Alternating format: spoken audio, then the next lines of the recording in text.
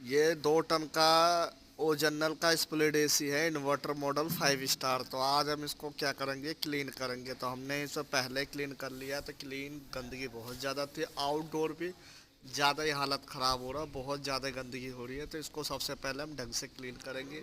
इसमें लगेगा टाइम, तो इसको हम बढ़िया तरीके से क्लीन करके उसके बाद फिर हम आपको इसकी चेक कराएंगे। तो हमने इसको क्लीन कर लिया है, बिल्कुल क्लीन हो गया है, ओके हो गया है।